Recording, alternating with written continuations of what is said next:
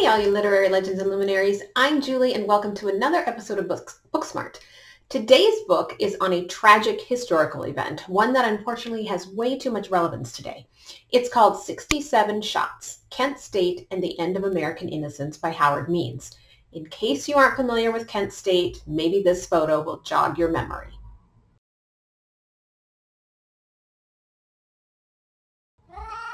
In school, Kent State gets a blip in history books, usually something how a powerful protest, very peaceful, against the Vietnam War resulted in the National Guard killing 4 students.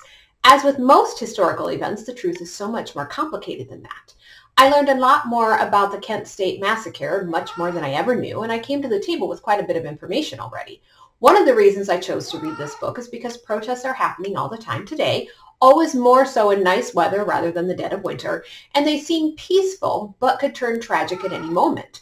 While there is one issue I would join protests for, I have not partaken in any, partly for fear of those not concerned with the issue, the hooligans that just like to cause trouble, of a supposed peaceful protest suddenly turning violent.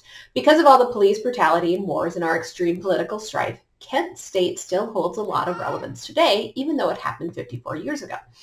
I'm going to start by commending Howard Means for his thorough researching and interviewing and for his objective storytelling. He calls out the Guard and the protesters for exaggerating events, for minimizing events, and reveals the confusion and incompetence of all involved. I never felt that Means held any sort of political agenda for either side. His only purpose was to show the Kent State tragedy from all perspectives while debunking rumors and theories that have no factual evidence. His writing was easy to read, a little textbooky at times, but I didn't find it dry and well put together. My only complaint was I got lost in all the names, although I've never been good at remembering names in the first place. What history textbooks tend to leave out is what happened in the days leading up to the shooting and the reputation that Kent State had for attracting chaos. Means does an excellent job at painting a clear picture of what those few days were like leading up to the shootings. A couple days before the shootings, students burned down the ROTC building on campus, and authorities did nothing. Firemen nor police intervened. Let me read you what some witnesses think as Means puts together a clear picture of the thoughts that were happening during the burning of the ROTC building. Student Senator Rob Fox had a similar experience. I noticed one student walked up to the old ROTC building and broke out the glass, took his lighter, started lighting the curtains. Then I saw a couple others break some glass, and the amazing thing I noticed was that there were police officers at the top of the hill down there by the old student union. They were just sitting there, watching. Then the little flame started going. That is a puzzle to this day, why the police sat up there on top of that hill. Arthur Kuschel, a sophomore, had been in the crowd as well. He remembers walking by the ROTC building the next day and thinking, either they have the worst fire department in the world or they let the building burn down just to say, do you see what these students did? Because I was amazed at how it was totally destroyed. Gerald Cassell, co-founder of the enduring new wave band Devo and then an undergraduate art major, had much the same thought, in more specific terms. I stayed away from that. I thought it played right into the hands of the administration and all the people who wanted to delegitimize any student protest over the expansion of the war. It was destruction of property, a criminal act, a setup, and of course the students played right into the hands of anyone who wanted to detract from the validity of the movement. It wasn't really activists who did that. It was just thugs. Lafayette Tolliver agreed. It was almost as if the administrators intentionally turned their heads so that they could then say, see, we've got to stop this kind of thing from happening. Others see a much less sinister inattention. The building was a World War II era throw-together, never meant to be a permanent addition to the campus, yet it occupied prime ground coveted by multiple academic departments. The space that was left was more valuable than when the building was there, according to Ray By, a Kent student, graduate student, and assistant to President Robert Wright in the spring of 1970. Nobody was going to take a stand on that. So, was it conspiracy or just incompetence? Or a mixture of both? What I really like about this part is how Means shows us that there was a lot more operating here, that although we reduce a historical event to a simplistic time in history, those moments of the shots, there's a lot more that happened, and many times Had we done something differently to start with, tragedies like Kent State would probably have never happened. A lot of people, mean interviews, discuss their frustration with the media, how they reduced the shootings as if they came out of nowhere. Within the next 24 hours, the university relinquishes their control over to the National Guard. Students describe the constant presence of helicopters flying overhead, the early curfews, the armed guards on campus. However, that too was fraught with confusion. Many people, even university administrators, didn't think the guards' guns were loaded, that there was no active ammunition. And then you look at the makeup of the guardsmen. These were not veteran military soldiers. These were young kids who signed up for the Guard to avoid being shipped off to Vietnam. They were essentially the same age as the students on campus. You then add to that complete confusion as to who is in charge, what was the end goal, and any sort of comprehensive strategy. You have a disaster waiting to happen. One of the biggest misconceptions about Kent State is that the protest was all about Vietnam.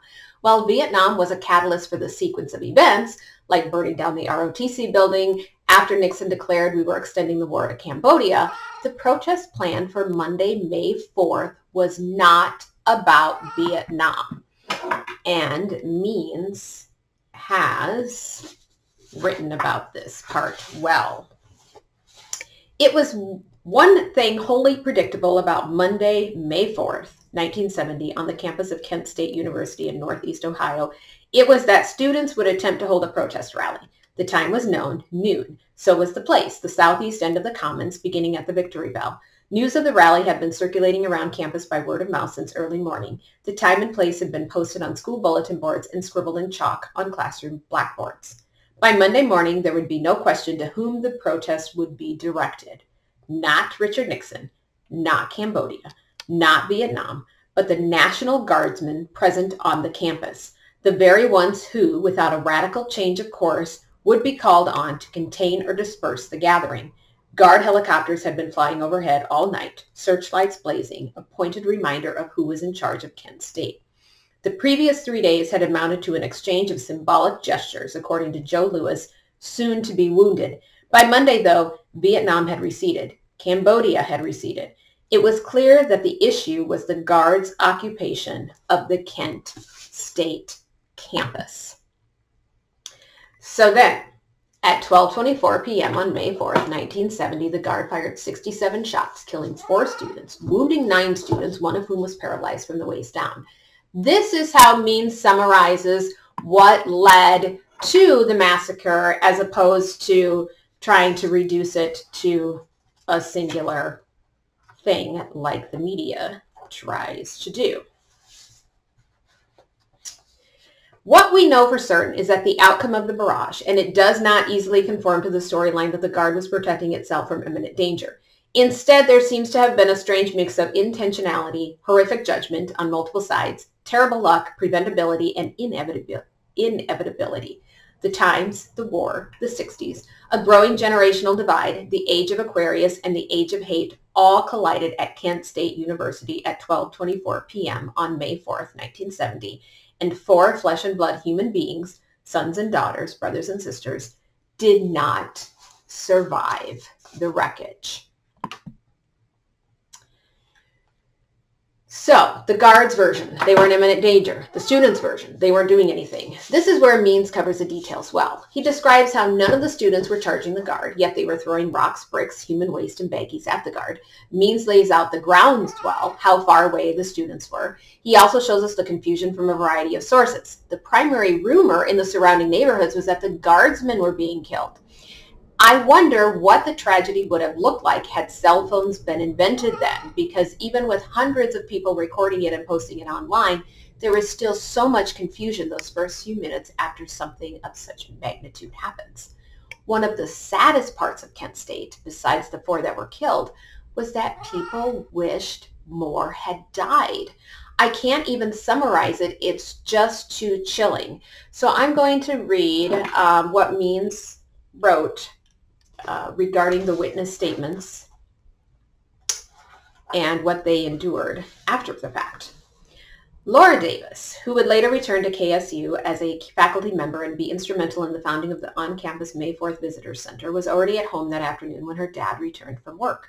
I remember my father coming in the back door, and before his hand even left the door handle, he saw me sitting there. And the first words that came out of his mouth were, "They should have shot all of them." And I said to him, "Don't you realize that one of those people could have been me?" One of the worst things when we got home, Diane Yell Peabody said, was the reaction of a lot of people who would look at us and say, "They should have killed more of you." How could they say that to us? We were their children, and they were killing us. Richard Carl Watkins was at a family reunion that summer when a relative began to lecture him angrily about the demonstrations that spring at Ohio State, thinking he was a student there. I just listened, and then my helpful brother came up and said, "Oh, he doesn't go to Ohio State. He goes to Kent State." At which point she said, "Oh, I wish I would have shot them. If I'd have been there, I would have shot them all." Joe Lewis's parents left his 16-year-old sister in charge of the other children when they drove to Robinson Memorial Hospital to be with their son, who had been shot in the abdomen and leg.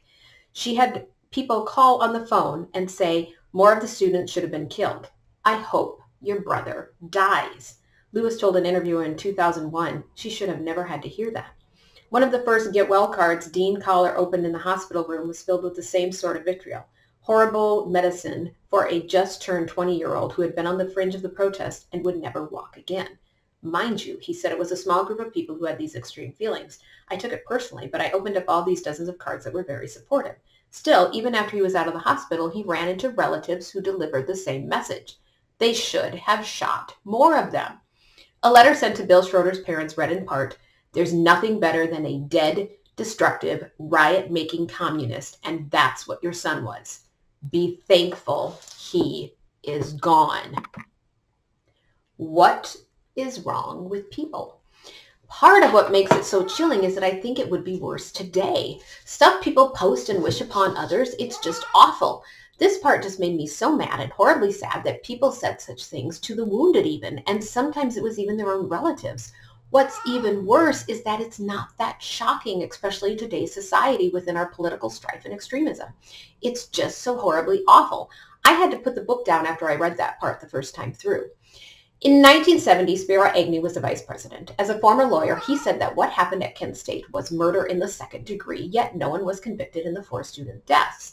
The report that came out that summer had 3 key points that means highlights, and I am going to read you those 3 main points because it lays out what happened very clearly.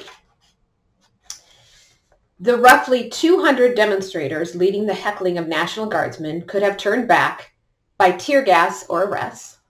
No guardsman was in danger of losing his life. The majority of those wounded or killed could not have been advancing on the guard's position when they were shot, as witness the fact that 9 of the 13 were hit in the back or side. The grand jury did indict 25 of the rioters, which would be dropped later on. There's much more contained in the book. I've only just scratched the surface of all that Means writes about in 67 Shots. This book just got to me for 2 reasons. The first was that no one needed to fire a gun on May 4th, 1970. And the second, it doesn't feel like something that happened over 50 years ago. It feels like something that could happen today, and I fear the response would be the same, if not worse. History just continues to repeat itself, despite how much we say it won't. I would highly recommend 67 Shots. It doesn't matter if you like history or not. It doesn't matter if you're interested in Vietnam or not. It doesn't matter if you're interested in freedom of speech and protest. The book is a chilling reminder how one event builds on the next, how public response and opinion factors into what happens next, how the media plays a huge role in how we develop opinions, and the aftermath, the moments when we should all be shocked and horrified at the events, but instead seem to wish for even more violence. What happened at Kent State is so applicable to our world right now, and I so wish it wasn't. Thanks for watching. As always, my goal at Booksmart is to get a little bit smarter, one book at a time.